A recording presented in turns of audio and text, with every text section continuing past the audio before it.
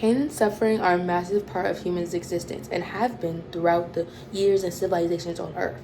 Everyone sees and experiences suffering at some point in their lives, but many choose to ignore it, having more important things to put their mind to. For example, in Landscape with the Fall of Icarus, Peter Bruegel the Elder expresses the calm environment surrounding the fall of Icarus. They were seen as this major event that many people knew about and mourned the loss of Icarus, while in reality, there's a high chance that the people who were actually there when he fell just looked the other way. This ignorance of the suffering Icarus was put through is what Elisa Gabbert goes into with a poem and a painting about the suffering that hides in plain sight.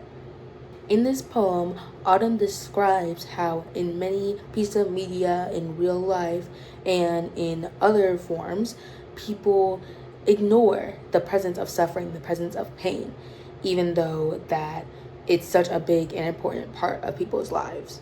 Gabbert then goes on to describe another painting that's described in Musée des Beaux-Arts. It's called The Senseless as Bethlehem, another painting by Peter Bruegel the Elder. In this poem, there are many things happening all at once. Women weep, dogs bark, men beg for food, everything happening all at once. This goes on to describe how when you first look at this painting, it just seems like, oh, a bunch of people are going about their day, enjoying life in the town center. But when you really pay attention, you can see all the horrible things that are happening. This invokes the feelings of suffering and a kind of acknowledgement for the suffering that are described in the poem and in this painting. Gabbert uses the poems and the paintings to point out the suffering and how if you aren't careful and you aren't acknowledging it, you'll miss it, even though it's such a relevant part of our lives.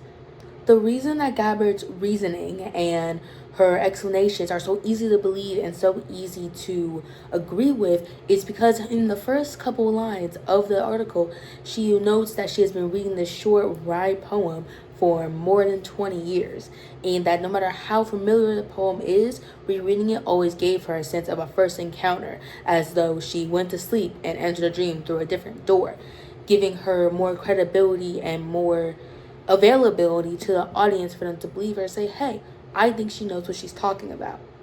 Throughout the entire article, Elisa Gabbert is trying to convince the audience to know more about their surroundings, to know more about the suffering and the pain that they go through every day. Even though suffering and pain are such strong words for people and it evokes people a sense of fear and maybe even sadness, they are real things that happen. And people need to acknowledge that more. That's what Gabbert is saying.